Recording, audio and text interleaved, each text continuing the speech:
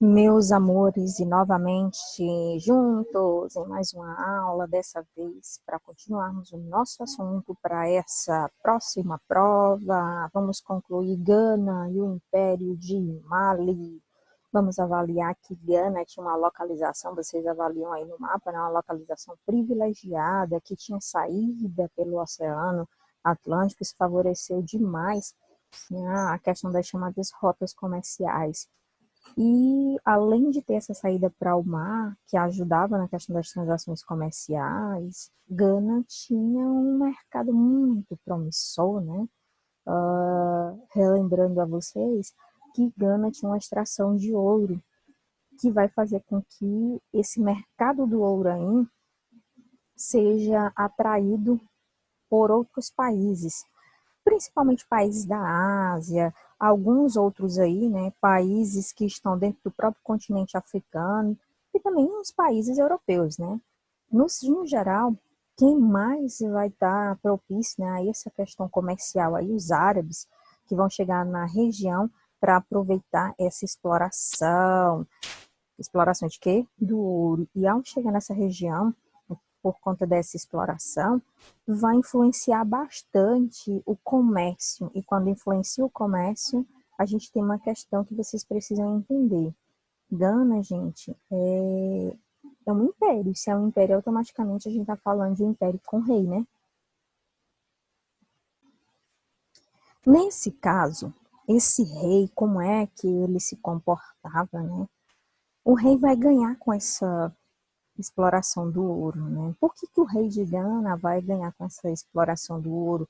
Porque ele vai receber, gente, impostos em cada mercadoria, principalmente as mercadorias que também vão chegar de outros países e que vão circular aí no reino de Gana. Então, no geral, né, ele vai ganhar, através dos impostos, né, muito dinheiro em torno das mercadorias que chegavam e das mercadorias também que saíam, certo? A gente tem aí, meus amores, o auge do Império de Gana. O que é que a gente pode falar quanto à questão do auge aí do Império de Gana? O auge desse império se dá justamente no século XI, mais próximo ali da Baixa Idade Média, e com um exército extremamente forte. Esse exército forte vai ajudar em outros processos aí em Gana, tá? Principalmente os processos que envolvem as disputas com outros povos. E lembrei que na África a gente tem disputas entre os povos ali da própria região, do próprio continente, que não se dão bem. E a partir desse momento, o próprio reino de Gana, que era muito grande, também tinha muita questão de povos diferentes ali, a questão tribal era muito forte.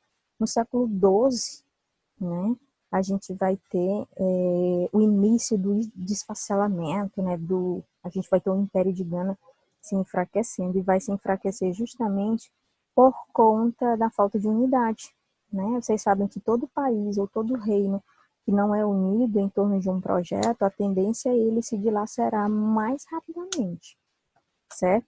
Aí nós temos também uma região, desse lado de Ganaim, uma região que passa por um processo de desertificação, né? E esse processo de desertificação é quando a gente tem os assoreamentos aí, né? O professor de geografia pode explicar até melhor, né? Áreas de deserto cada vez mais aumentando. Então, passava por esse processo aí de desertificação e tiveram que, dentro desse processo, também tentar se adequar, além do processo, dessa dificuldade de tentar se adequar a essa desertificação, ainda tiveram que disputar a concorrência comercial com outros reinos africanos.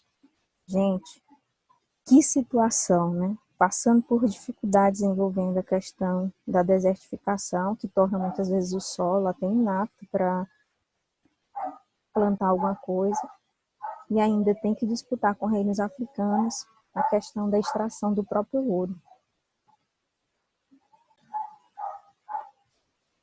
E aí nós vamos, dentro desse processo, a gente vai ter aí 6 anos, né? Durante 6 anos, a gente tem um reino de Gana cheio de outros povos. Ou seja, esses povos chegaram, passaram a dominar ali o reino de Gana, mas mesmo assim, né, continuou sendo o centro comercial em algumas das suas cidades. Isso prevaleceu até o século XIV. Só que a gente também vai ter o processo, né, dos europeus chegando nesse continente. Vamos lembrar, né, algumas coisas a mais, tá? A cultura de Gana, para vocês avaliarem, ela tem uma presença muito grande de tecidos, né, conhecido como quente, que é amplamente conhecido no mercado europeu pelas cores, né? As cores são intensas e geralmente tem um simbolismo muito grande porque são coloridos, são tecidos coloridos, típico dessas culturas, né? Os habitantes de Gana adoravam muitos deuses, ou seja, eles tinham aquela questão muito grande, politeístas, e acreditavam simplesmente na vida após a morte. O império por si só, de a gente entra aí, ele começa muito antes, né? O Gana, o império para se solidificar, ele começa lá com o reino do Mali, tá? Vale ressaltar que esse vai ser um dos maiores impérios do continente africano, especificamente na parte de cima do continente africano, tá? Que é chamada aí a África Ocidental. A gente tem aí uma população de cerca de uma população em média nessa época, tá, gente? Porque hoje não tem essa população, não. Hoje é muito populoso. Uma população de cerca de 15 mil pessoas, incluindo aí agricultores que moravam em casas feitas de barro, enquanto o rei vivia num grande palácio. Então, no geral, tinha uma desigualdade muito grande. E a gente entra na atualidade de Gana hoje. Quem é essa Gana atualmente, tá? Lembra, olha a população para vocês avaliarem. Aqui, nessa época histórica, ela tinha 15 mil pessoas. Olha a Gana de hoje. 24 milhões de pessoas. O primeiro censo da população pós-independência, porque a gente tem um processo muito grande de independência de alguns países africanos em relação aos países colonizadores, né? Que vai ocorrer em Gana, vai ser o censo de 1960, que vai contar cerca de 6,7 milhões de habitantes. O nativo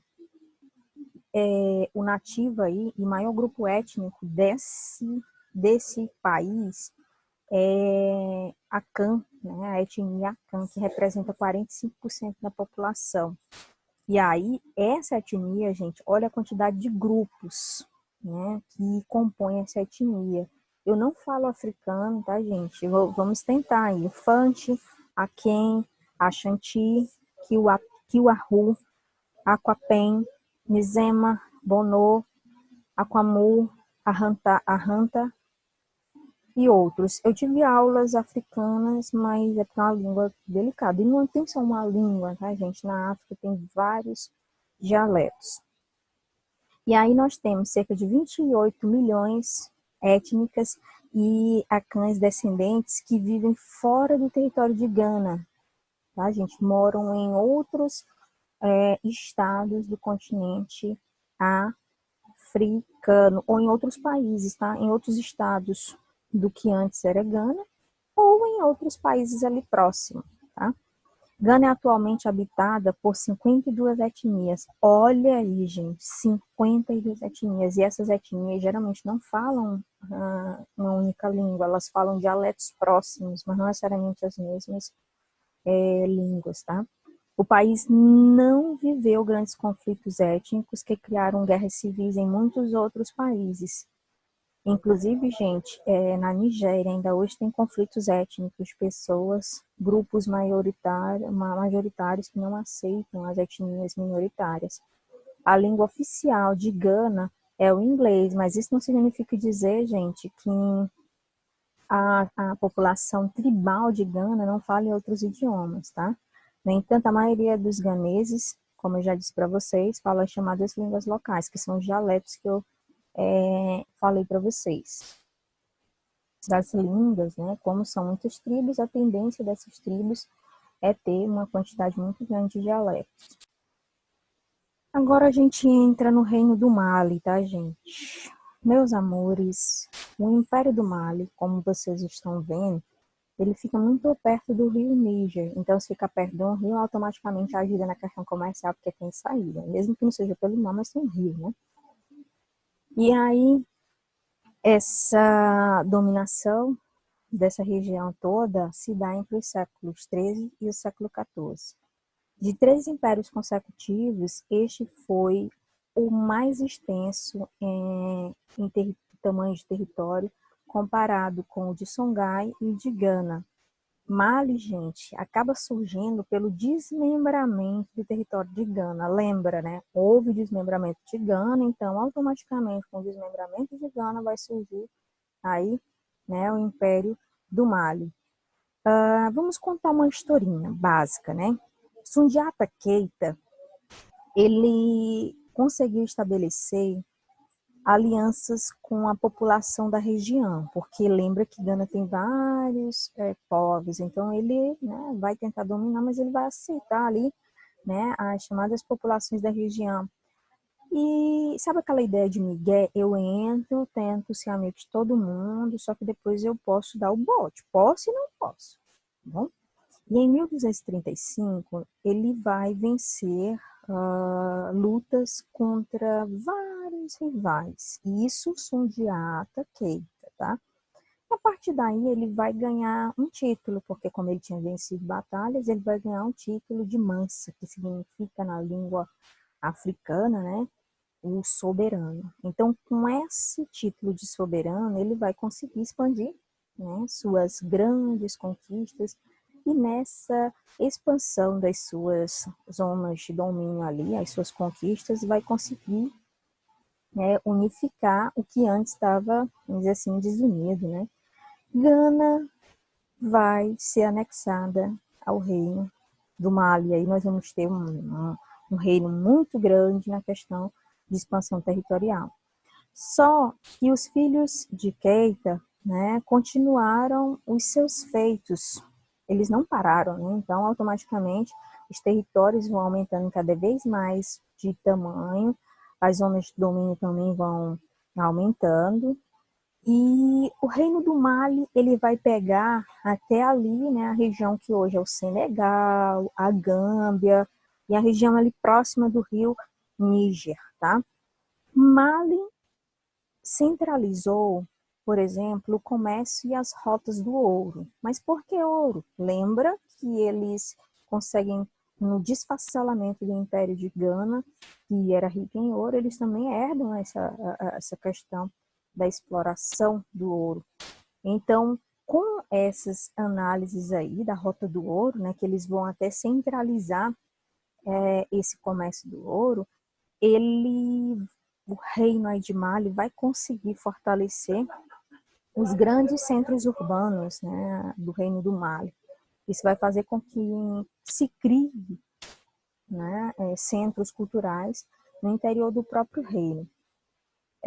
Vale ressaltar que o reino do Mali respeitava a cultura dos povos conquistados. Eles não chegavam, eu conquistei, então você vai ter que se converter à religião, daqui vai ter que falar todo mundo a mesma língua, vai ter que ter todo mundo os mesmos hábitos. Não foi assim que eles fizeram esse processo, né, de domínio. As leis e os costumes de cada região ali do antigo Império de Gana, quando o Mali se unificou todo o território, a expansão, né, cada região ali foram mantidos os hábitos, as leis, os costumes, mas todos passaram a ter uma estrutura de Estado. Em que sentido? Pagamento de impostos. E esse pagamento de impostos aí, gente, era justamente captado para que esse dinheiro fosse gasto na proteção dos próprios territórios, para impedir aí a chamada invasão, para tornar exércitos prósperos, exércitos fortes, aumentar, né, a questão das barreiras. Então, no geral, gastava-se com essa proteção dos territórios. o Mali vai se transformar em um reino islâmico. E como isso vai ocorrer, gente? Isso vai ocorrer após a conversão do rei Sundiata Keita. Olha aí, né? E como é que vai ser esse processo de conversão, né? Ele vai se converter a partir do momento em que ele recebe, né, europeus que também, nesse processo do ouro aí, vão acabar também transferindo essa ideia islâmica que estava bastante difundida ali no continente africano. A partir daí a gente vai ter dentro do Mali, né, o conceito muito grande das chamadas peregrinações à Meca. E isso, gente, vai promover as chamadas peregrinações mesmo, onde isso vai fazer com que a população também se converta, né, ao islamismo. Isso proporcionado também, gente, pelo próprio rei Sundiata, que como ele tinha se convertido, esse processo também vinha dele. As cidades mais históricas, como Tombuctu, no Reino do Mali, né, aí vão tornar-se centro da cultura islâmica e, ao mesmo tempo, centro da cultura árabe. Essa cidade, até hoje, meus amores, ela é tombada pela Unesco como um patrimônio imaterial da humanidade. Essa que é a cidade de Tombuctu. Essa cidade passou por várias destruições e, como sempre, gente, nesses processos, já na contemporaneidade a gente teve várias destruições, né? O Estado Islâmico, por exemplo, em alguns países do Oriente, ali próximo do Oriente, também aí muito próximo do continente africano e da Ásia também, dentro da Ásia e da África, a gente teve uma propagação muito grande de grupos terroristas. Esses grupos, a forma de eles muitas vezes protestar, eles simplesmente passaram a protestar quebrando esses traços culturais, né? Então, algumas cidades históricas foram destruídas em processos de dominação, ou quando não, nesses atentados terroristas. Grupos separatistas, que na África até hoje nós temos, tá bom? Então, a cidade de Tombuctu, apesar de ser histórica tombada, né, ela teve algumas destruições e alguns templos sagrados, somente templos do Islã, foram destruídos. No século XIV, gente, esse reino vai entrar em declínio, mas vai entrar em declínio por conta da questão do europeu que vai chegar aí, tá? No século XVI, os governantes vão acabar desaparecendo. E quanto mais os governantes desapareciam, gente, maior seria a influência de povos europeus que estavam ali naquela região ali também, para desmembrar na questão cultural desse povo aí do Mali. Aí vocês avaliam aí a sociedade, foi dividida em 30 grandes clãs, alguns de artesãos, outros de guerreiros, outros de homens livres. Existia escravidão e servidão no antigo Mali.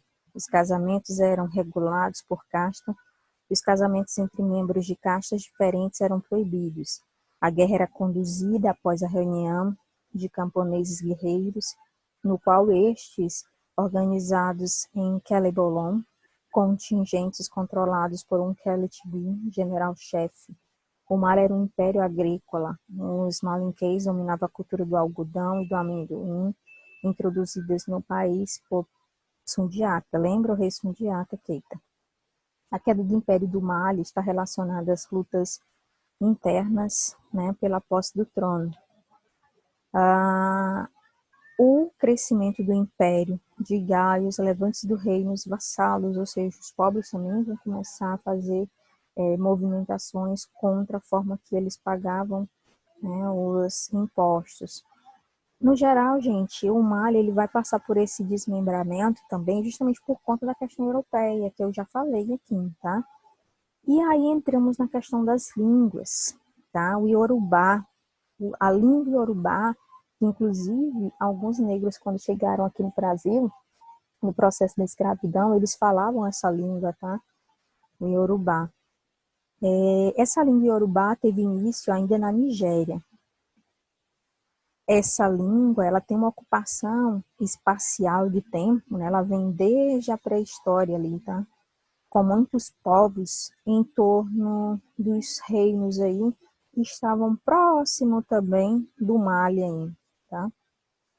Vão compartilhar né, os traços linguísticos. E esses traços linguísticos não significam dizer que todo mundo, tanto no Mali quanto em Gana, falava a mesma língua, porque não falavam, tá bom? Eles tinham os chamados dialetos tribais. Na questão dos negros que falavam na Nigéria, por exemplo, Yorubá, tinha a questão do culto, né, o culto às divindades africanas. E aí nós vamos ter o principal culto deles aí, gente, é ao deus aí, Oduduvá, que é uma entidade suprema do povo Yorubá, que na visão de quem acredita assim, no candomblé, ou que segue o candomblé, essa entidade teria sido enviada por Olorum. E aí nós temos também o Yorubá tendo suas origens no século VI, ainda na Idade Média, e suas autoridades acabaram tendo influência nas sociedades próximas ali ao redor. Então, se na Nigéria se falava Yorubá, nas sociedades ao redor, nos países ao redor, também passaram a falar, né, essa língua. O principal reino, né, aí que conduzia esse idioma era o reino Oyo, no sudoeste da Nigéria. E esse reino aí, gente, tinha um forte exército e começou, né, os embates para dominar os povos ao redor. Olha a questão, sempre povo contra povo, país contra país, num processo de dominação e expansão territorial.